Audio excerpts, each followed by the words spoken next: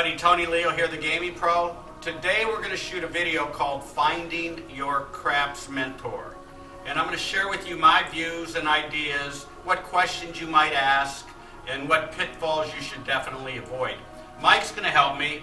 Mike Rolacek. Mike's been with me now. What have you been with me? A couple of years? Yeah, 2.5 years. 2.5 years. He goes by the name of Sling. Everybody knows him as that. And if you're in town, he's there playing with the group. Whatever group it is, he's there. So he's going to be my wingman today and do most of the shooting, so I can do most of the talking. Anyway, here we go. Okay, that was... Okay, dice out. Enjoy the video. When I created Advantage Dice Control, there were only a couple of guys teaching back then. That was in 2001. Today, there are hundreds, and they're out there for different reasons. This video will take you past all the crap that's out there.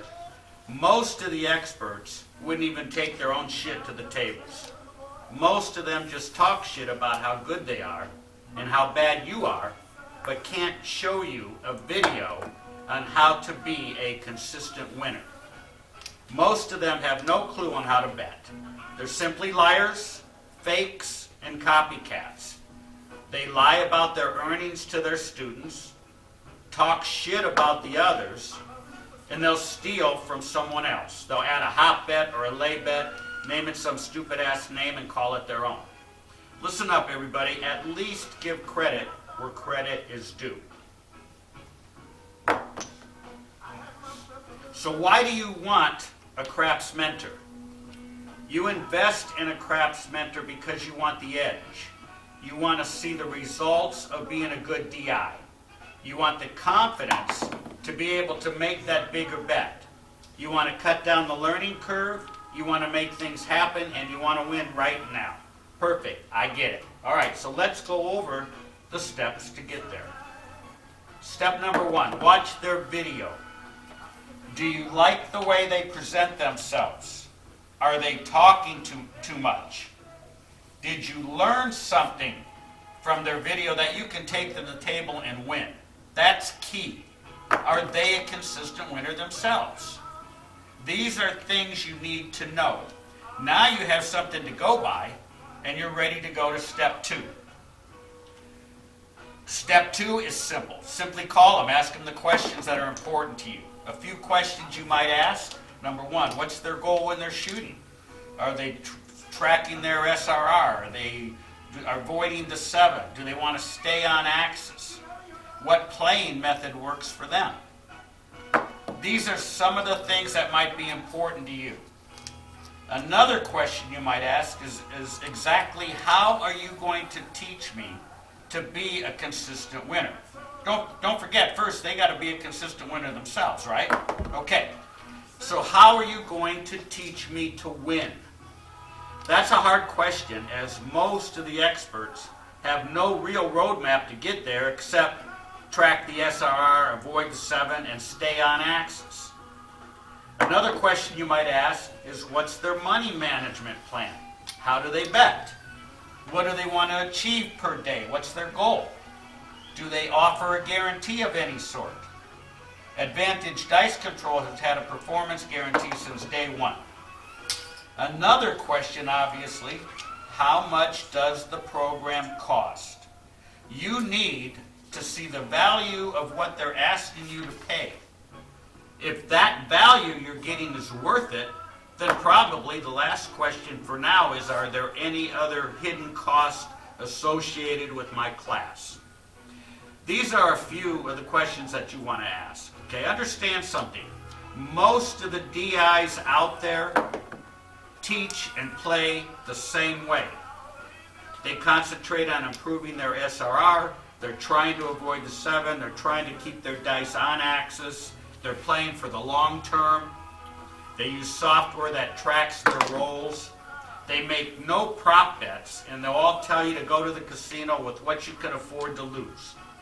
I think you can all agree that's pretty much how all the experts play. With Advantage Dice Control, we do none of that. Let me explain a few things about what you might be learning again. This is my personal opinion from my personal play over the last 25 years of profits. Number one, SRR means nothing to me. It just means long rolls. It's not a measurement of winning. You can roll 8 times without a 6 or 8, but everybody will always still ask you what's your SRR. It's meaningless. We teach SWR, sevens to wins ratio. How many times did you win before you sevened out? To me, that's much more important, and it's a true measurement of winning. Also, I never go to the casino with what I can afford to lose. I go with what I need to win. It's all about your mindset. If your mind's not right, your game won't be either.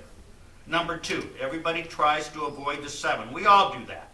However, we look at the 7 as just another number. Number one, we get paid on it. And it also gives us an opportunity when we level up. We're making more at that other level. So that puts us in profits on the next roll. And it's also part of my Super 7 hop system. Number 3, long term. They'll teach you that. All the long-term house edge stuff. Long-term means nothing to me. You ask 10 guys what long-term is, you'll get 10 different answers. I prefer the short game where the math is not a factor. My long-term is the culmination of my daily wins.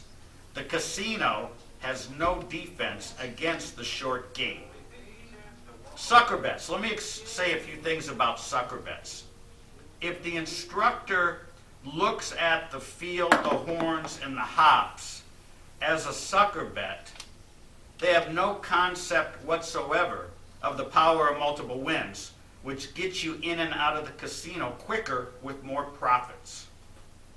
When I put my Super 7 hop method on YouTube back in 2015, everybody thought I was an idiot. 10 years later, players are hopping more than ever. My Super 7 hop system has revolutionized the game of craps. Your path to multiple wins as a DI is through the field, the horns, and the hop bets. Let me give you an example. If I'm playing the 10 on the box numbers and it's a 6-4, I win on that place bet. I win in the field, and I also win on my 6-4 hop. So that one roll, I won 3 times. That is the power of multiple wins. And anybody who tells you anything negative about prop bets is because they can't throw them, they don't know how to bet them, or they're reading the same shit 30-year-old books.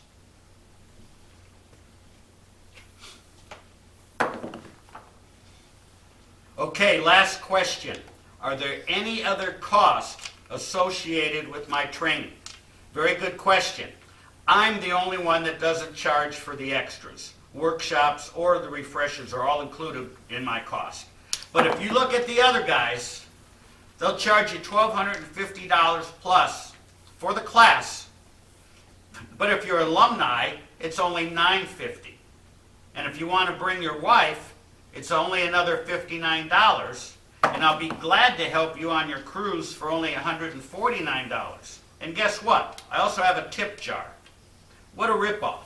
Especially paying for the same shit again, okay? My concept is to teach your students right the first time. Give them a process to follow. We have a 40-page training manual that takes you from A to Z. Give them unlimited training and support by offering the free workshops and refreshers. And I promise you, you will create another winner. That's what works for me, and that's what works for me for the last 25 years. I thought alumni meant to graduate. If you're going to call yourself a good craps mentor in DI, I suggest you be one. Another thought, instead of how do I become a craps winner, ask who is a craps winner, and obviously follow them. When you can get the proven blueprint, cut your learning curve way down, get your profits quicker, you've now found your mentor. Another way to check out an instructor is to look at their instructors. Are they consistent winners? Are they good teachers? Are they team players? I currently have 5 certified Advantage Dice Control instructors across the country, all trained by me personally. You might know some of them. The first one, Mark Kilgore. Mark lives in Tampa Bay, Florida, services the Hard Rock Casino in Tampa Bay, has his own forum on Facebook, and holds his own Advantage Dice Control workshops and classes in the Tampa area. He goes by the name of Lou Louie. My second instructor is Randy Anderson. Randy lives in Utah, frequents Jackpot, Nevada in the north, and Las Vegas here in the south. He's a great instructor, has his own craps pit in his home, and he goes by the name of Madness. My third instructor, Paulie Pavia, you guys know him as Paulie P from the 503. He lived in he lived in Oregon and played in the Pacific Northwest in Las Vegas. He's now in his final year with the Department of Navy, getting ready to retire. As a player, he is the ultimate hit-it-and-get-it specialist. Number 4, Larry Frank. Larry lives in Ohio, services casinos in Ohio, Indiana, and Detroit, Michigan. He plays with many groups across the country, has his own forum and craps pit, and goes by Magic Aces. My fifth instructor, Gary Weaver. Gary lives near Houston, Texas, services and plays in Lake Charles, Louisiana, and makes plenty of trips out to Vegas. Gary's a regular going across the country to play with various groups. He's also a wage master Baccarat player, earning thousands of dollars per month playing Baccarat. Gary goes by the handle G-Dub. I'm very fortunate to have these guys on my team. If you see them in the casino, say hello. They're a great asset, and they'll teach you whatever they can.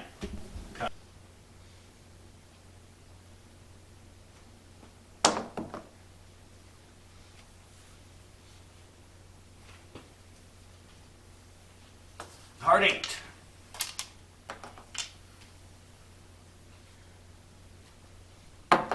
Boom. Hard 9. All right. Another topic I'm going to discuss is the use of some of the craps software that's available to the players today. For practical purposes, we're just going to call this the Bone Whacker software. What I want to do is compare the Bone Whacker software to a good DI. Bone Whacker requires approximately 1,000 rolls of data to interpret certain things. For me, it's boring, complicated, and in my opinion, it's useless. Who wants to hear you need more data and more coaching for something that's only probable, and most of the data is not even a true measurement of winning? Understand something, that when your dice land and you see the results, they give you valuable intel you can use to play and bet in the moment and to your advantage, not what's probable over 1,000 rolls. Craps is not static. You need to take action and make decisions to be a consistent winner. A good DI should be able to read his rolls. We don't need 1,000 rolls to know the direction we need to go. We know that in 3 or 4 rolls. It's built right into our process. If you're going to call yourself a DI, be one. Okay, a few things Bone Tracker will tell you. Number 1, they'll tell you if you're double pitching. And if you are double pitching, they'll say you need to change your dice set. Well, I see the results of my rolls right now in the moment, and I adjust as needed. You don't need software to figure that out. Bone Whacker can also tell you what your SRR is. Who cares? Again, in my opinion, it's not even a measurement of winning. Bone Whacker can develop your signature number after about 1,000 rolls. Okay? I mean, that's pretty funny. If you look at these rolls right here, it doesn't take a friggin' genius that I got a 4 here, a 4 here, a couple of 4s over here, another 4 here. That 4 is my signature number. Okay? You can figure that shit out. You don't need 1,000 rolls to do that. Learn how to read your rolls. Okay? It doesn't take, like I said, a genius to figure that out. We let the table in our rolls in the moment dictate our play. Then you might hear Bone Whacker on one of the videos say that your throw is only 44% on axis. That I need more data and another dice set. Well, okay, for your players that don't know, you can make a shitload of money throwing off axis. So here's my idea. If I'm on axis 44%, that means I'm off axis the other 56%. Well, shit, I think I'll throw my dice to go off axis, bet accordingly, and reap those rewards. Just saying. In another Bone Whacker video, there was a question asked on one of the videos that the question was asked to the main Bone Whacker, how important is it to stay on axis? So here's what he explained, and using the dice, and he used the he used the hard way set. These dice were all thrown here with a 5, 4, 2, 3 dice set, the all 7 set. But the way it was explained by the Bone Whacker video is they used a hard way set. Okay? And his answer to why is it important to stay on axis, here's was his answer. He said, well, if I'm on axis, I can't 7 out with a 6-1. Okay. Also, I can't throw a 2, 3, or a 12 or whatever and lose on my pass line bet. Okay, again, that's okay. Then they say their goal is to try and have 50% of their rolls on axis, no matter what it would be. Okay, with the 5, 4, 5, 4 dice set. Okay, we think different. Welcome to Advantage Dice Control. Here's my breakdown of the 5, 4 dice set, shooting for off-axis results and how I think. Well, if we have a 1 or a 6 on one of our die, we can't 7 out. Okay, if we have both of them, we can. That's a 6-1. But at one time, it's impossible to 7 out. Okay, it's not impossible to 7 out if you stay on axis. You've got your 5-2, and you've got your 4-3. Okay, so that's why we do that. All right, you can't throw a horn number without a 1 or a 6.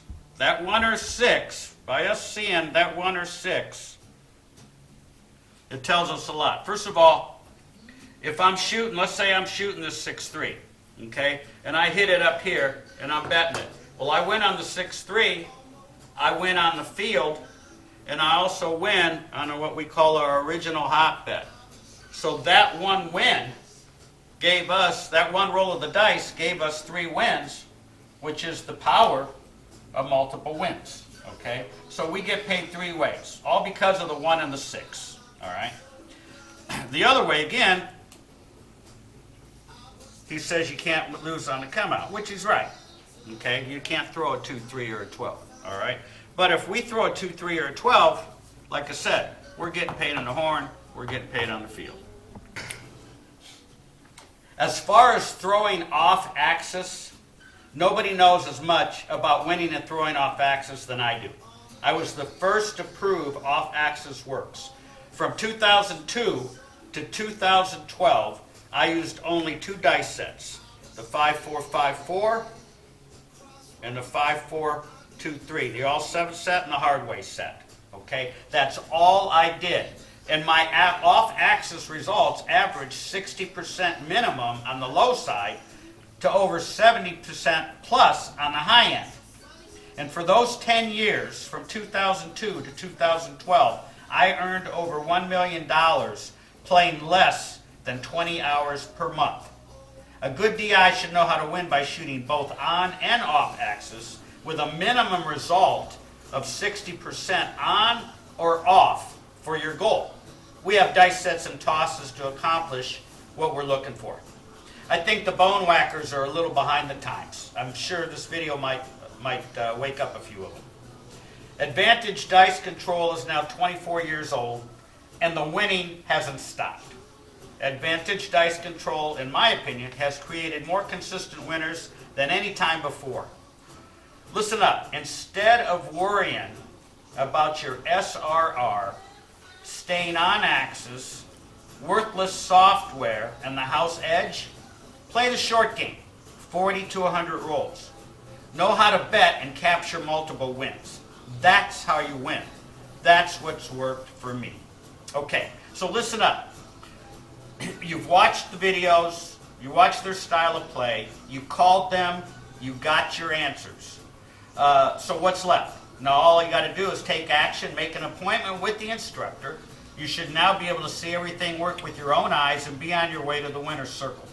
So, in closing, let me say this. Choose wisely.